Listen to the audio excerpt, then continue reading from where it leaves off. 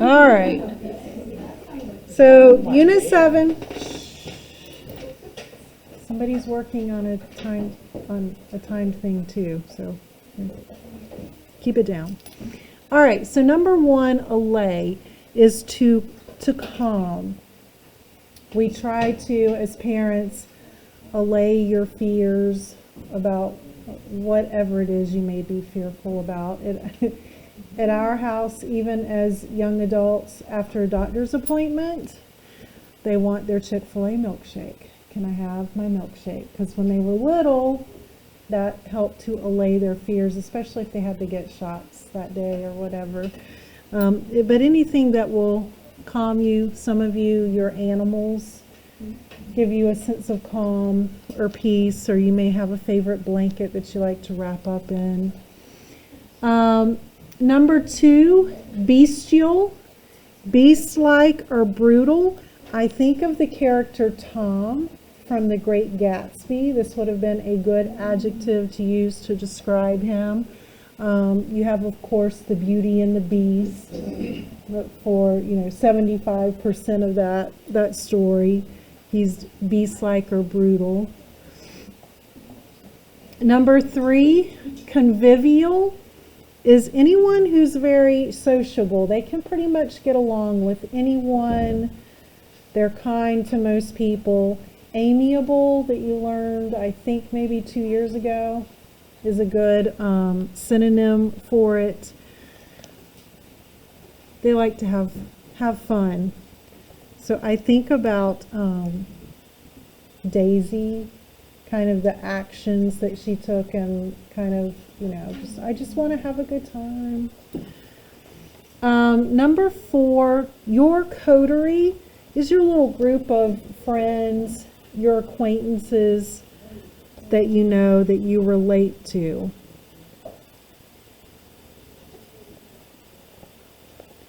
Number 5, counterpart. So I have highlighted here complement, but that's not with an I, it's with an E. So what does complement mean?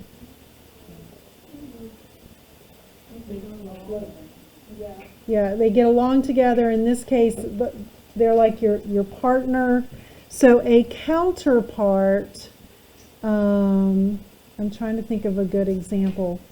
So a prime minister would be the counterpart of our president.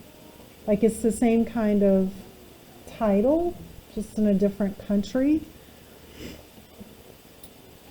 Number 6, if you demur to something, you are objecting to it. But notice it can also be a noun. It is 2 parts of speech.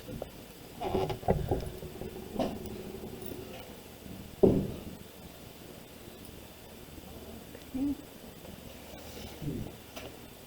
Number 7, effrontery,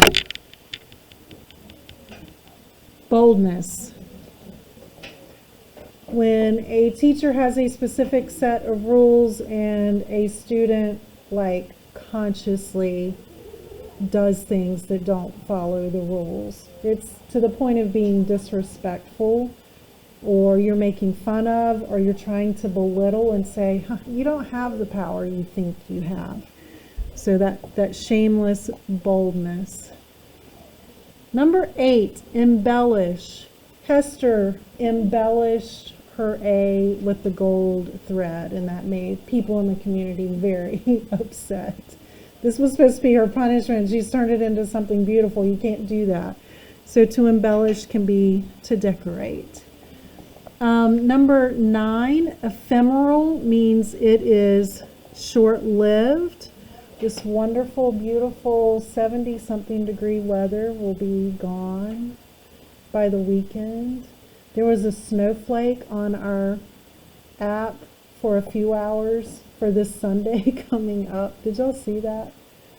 Yeah. It's rain now, but still interesting to look at. Number 10, felicitous is something that is well chosen. It might make you happy. Like, it may have been felicitous that you had a teacher work day yesterday because hopefully some of you were able to sleep in, get a little bit of rest. I don't know. Some of you probably worked or did schoolwork, but felicitous. Number 11, furtive is sneaky. You hear this especially with furtive glances, like when two people kind of like each other, but they haven't really told each other, and maybe they're in the same room and they kind of sneak a look at each other across the cafeteria or across the auditorium. They're just being a little bit sneaky. Number 12, garish. I think of Myrtle Wilson. Showy. Like the makeup and the hair and, trying to do the fancy clothing. Garish. Number 13, anything that is illusory is misleading. It appears to be good, it appears to be beneficial, but really it's not. Think about sometimes ads, especially for, I don't know, let's go back to the school loans. That's illusory. They make it sound good to you, like, oh, you don't even have to start paying this back until after you graduate. You've got plenty of time. They make it sound really good so that hopefully they can get you hooked into it, and unfortunately you realize later it was not a good idea. We good, Emma? Yeah? Okay, number 14. Indigent is someone who is impoverished. Sometimes in the news media, instead of using the term homeless, they may use the term indigent. Number 15, inordinate. It's excessive. In college, you may have readings that you believe are inordinate. You might have to read 100 pages over a week's time on your own, with the expectation that you have taken notes, you understand it, and you have a test or a quiz on it. So anything that's considered excessive.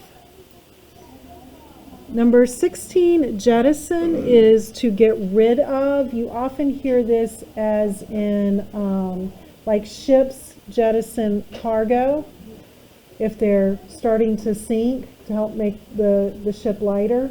So hopefully they can, get people out safely. Airplanes might jettison something, I don't know, to make it lighter. Number 17, misanthrope. A person who just hates other people, does not like other people. A principal I worked for, not at this school, literally had a plaque on his desk the first day I walked in to meet him that said, "I hate people." Exactly. I'm like, I bet he was a really good person. that tells me a lot. No. By the time I left that school, that had been removed from his desk. I think somebody must have had a conversation, perhaps from higher up in the district, like that's not a good look when you have parents come in and you've got that. But a misanthrope. Number 18, pertinacious. Someone who is very persistent and hard to get rid of. That might be you sometimes with your parents. If you're nagging them, you really want something and you're just very pertinacious about it, like you're not going to give it up. An old-timey Southern saying is like, he's like a dog with a bone, just going to keep gnawing at it until they get whatever it is they want. Pertinacious. But sometimes that's a really good quality to have, especially when you're job hunting. To be pertinacious, keep contacting them. After you interview, contact them again. Send them a handwritten note, because those are the people that stay forefront in their minds. I know not when you're trying to get a job at Burger King. I'm talking about like after after college, or you're trying to get an internship during college, be that person who's persistent. Let them get to know you. You don't have to be totally annoying, but just let them know you're out there and you're ready to work. Number 19 is pronounced picayune. Picayune. Of little value or small-minded. What I find interesting is that there are small town newspapers in the United States called the Picayune, and that just makes me want, like, what are you saying about yourself? I think they're saying they're small town local, but take it a little deeper. Just not very important. And number 20, raiment is just a fancy word for clothing. It's not anything super special.